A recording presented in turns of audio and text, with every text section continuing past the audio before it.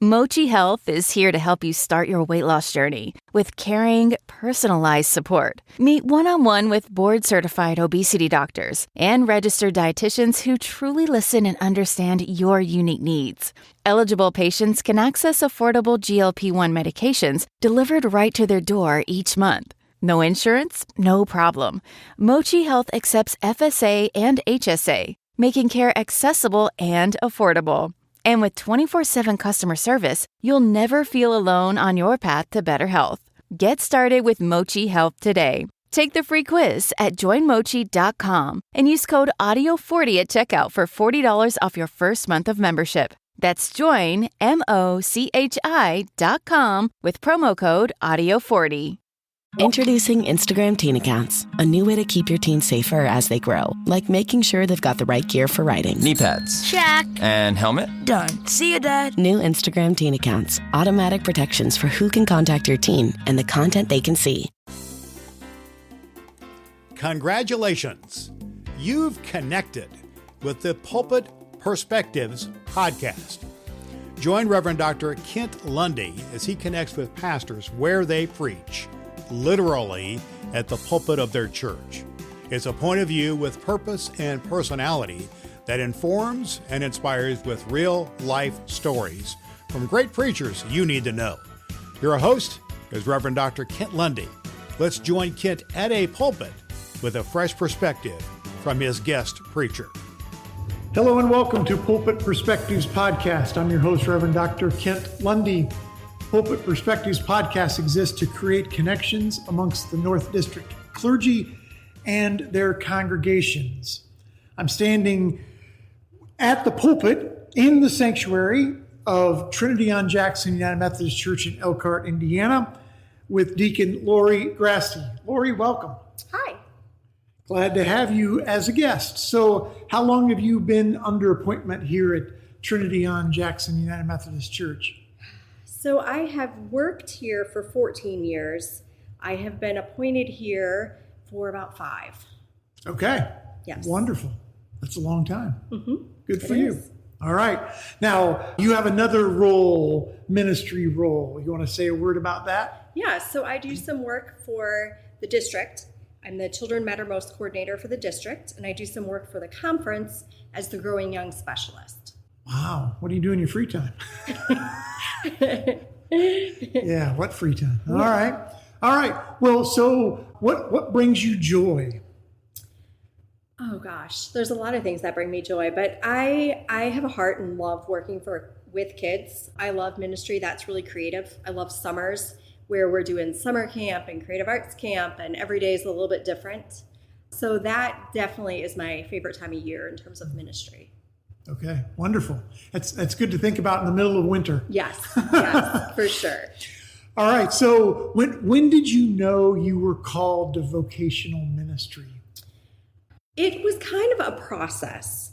I started doing upward ministry, which is basketball sports ministry. I had a background in Christian programming, working at the YMCA and things like that, and just kind of kept getting my foot a little bit further into the church. And then one night I had a dream that I was at my desk with our preschool, which is right next door to us, and they had a sign on my door that said Pastor Lori Grasty.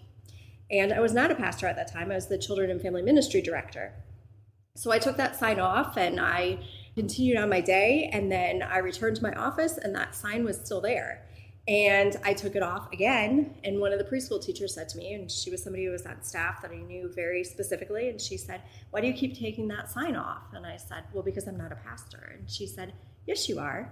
And I woke up that morning and I thought, well, shoot, that makes it very inconvenient. So I kind of wrestled with that for a little while and tried to figure out what that meant for me in my life. And my husband and I kind of prayed about it and thought about it. And then a couple years later, I began the journey of becoming a deacon and going into seminary and all of those things. And now look at you. I know. Well, thank you for saying yes. Yes. Awesome. That is wonderful. Okay. So speaking of basketball, you mentioned upwards basketball. Yeah. Speaking of basketball, I love basketball myself. Mm-hmm. So pretend with me that ministry is a basketball game. Okay. And you're out on the court dribbling the ball, and you look up at the home court advantage of those cheering you on. Okay. Who's up in the stands cheering you on, doing what you do in ministry? Yeah, so definitely my family, my husband, my children, my parents, in-laws. They have been all very supportive of my ministry journey, and my kids and my husband have been a part of it all. My children have grown up in this church while I've been doing this ministry. So they've helped coach basketball and soccer and all the things. My youngest and her friends sometimes refer to me as Pastor Mommy, which is fun on our retreats and such and camp and things. So definitely them. But I would also say Trinity on Jackson Church. They have been huge champions of my call to ministry.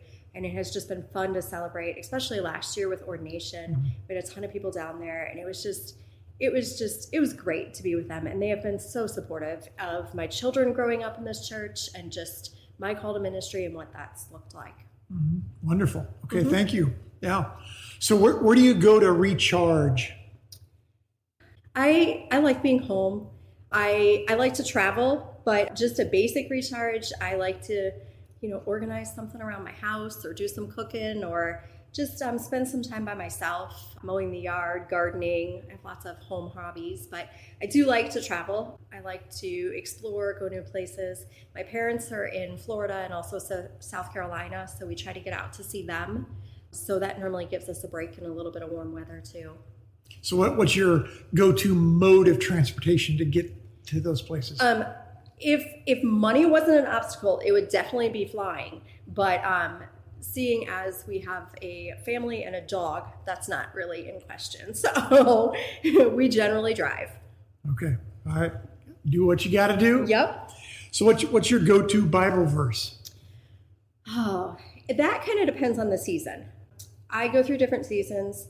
I guess we do a third grade Bible dedication, and I like to put in the 2 Timothy verse of don't let anybody look down on you because you're young. Just a reminder that, our faith comes to us at all different stages and that we can all be champions and we have something to say. In other seasons of my life, I love the psalm that says, be still and know I'm God. For me, I'm a busy person and it is hard for me to be still. So sometimes it's a reminder for me that I need to not get ahead of God's plans and just see how I'm called to participate in whatever activities are going on. Be still. That is so countercultural. Oh my goodness. But what a sacred endeavor. Right. For sure. Wow. Yeah. Thank you. Yeah. So have you ever been axe throwing? No. Okay. Well, pretend with me you're going to go axe throwing. Okay.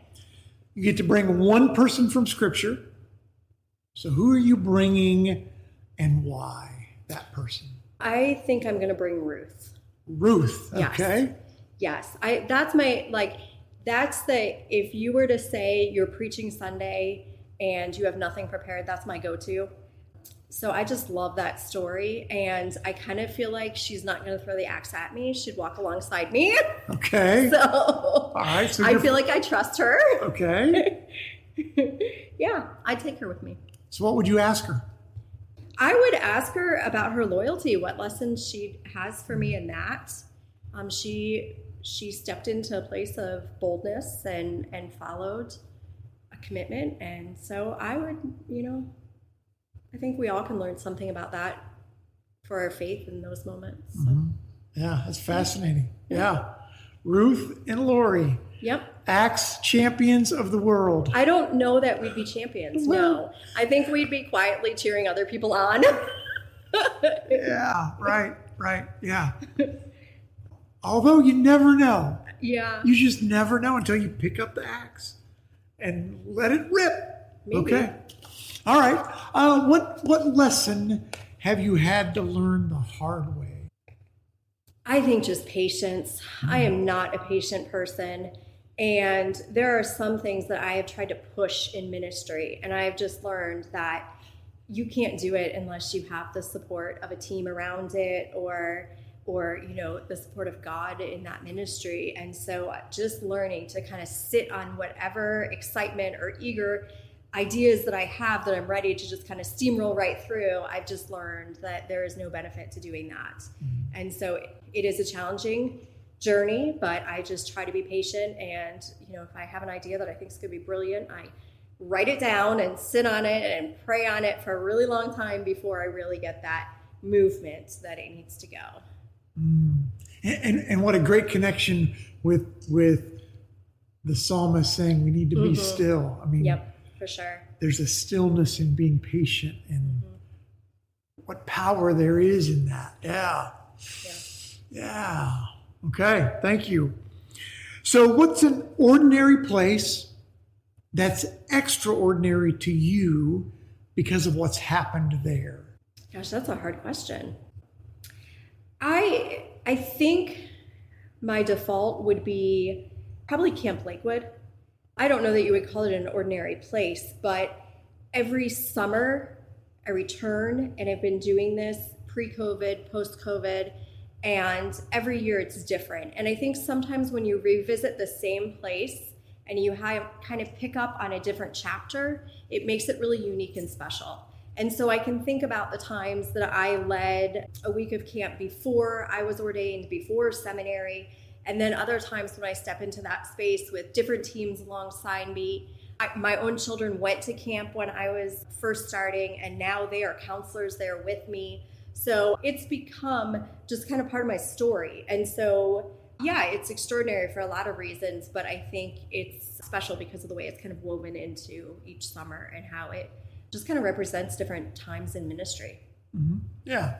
So on the one hand, it's a bunch of trees, Yep. some hills, a few buildings, a Sure. swimming pool, a lake. No swimming pool.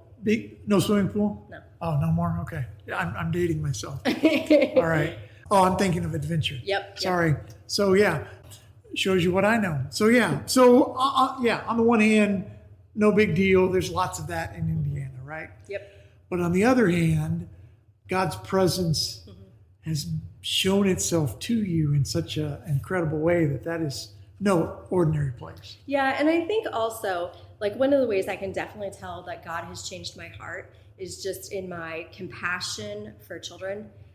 There are times I wasn't sure that I was being called to ministry specifically for children, but now I just know there are certain times that, there are really challenging kids that, they are looking you in the eye and lying to you. And I can feel in my heart just a way that God's transformed me in that area. And I just can, have such, just compassion for them and where they're at and the struggles they face. And so I've felt that growing, and I see that in camping too, that you have these kids that come to you in the first week, and then you get to know them over the week of camp, and it just really transforms your relationship. And I think you grow in your depth of understanding of yourself and them.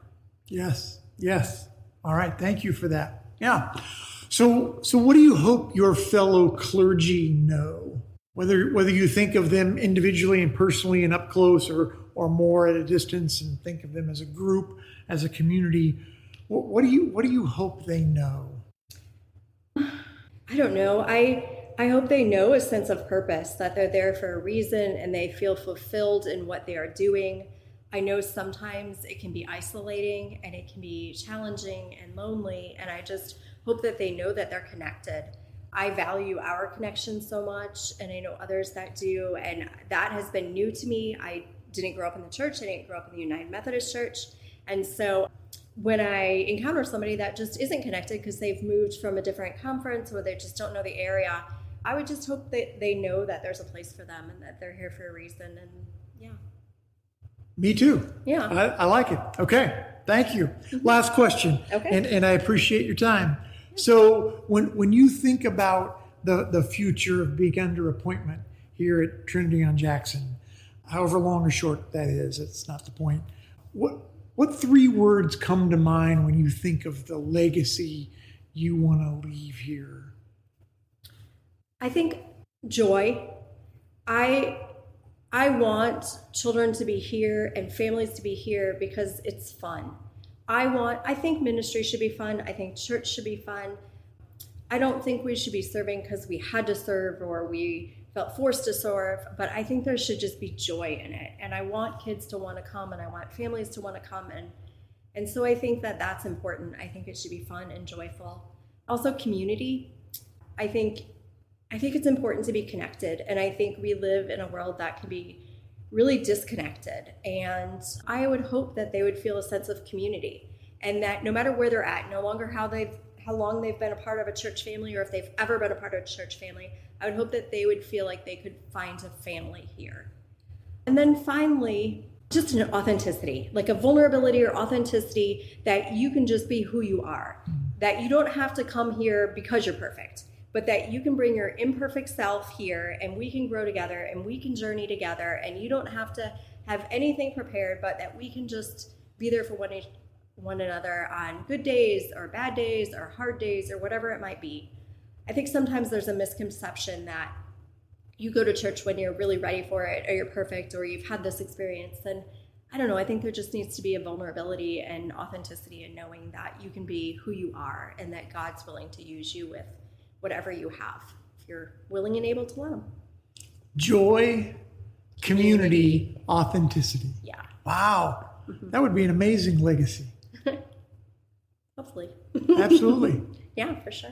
Well, that will be my hope and prayer for you as you continue to serve here at Trinity on Jackson United Methodist Church. Well, Deacon Lori Grasty, thank you so much. Of course. Thank you. You're welcome. This has been Pulpit Perspectives Podcast, coming to you from the sanctuary at Trinity on Jackson United Methodist Church. I'm your host, Reverend Doctor Kent Lundy, signing off for now. There you have it. A fresh perspective from the pulpit with a great preacher. You know you want to hear more. You can do just that by connecting with Pulpit Perspectives with Reverend Dr. Kent Lundy on Apple Podcast and Spotify, where you can like and follow the podcast. What's more, you can spread the good news about Pulpit Perspectives in your church and with your neighbors. Plan now on joining Kent at the pulpit, where you'll meet another great preacher on Pulpit Perspectives.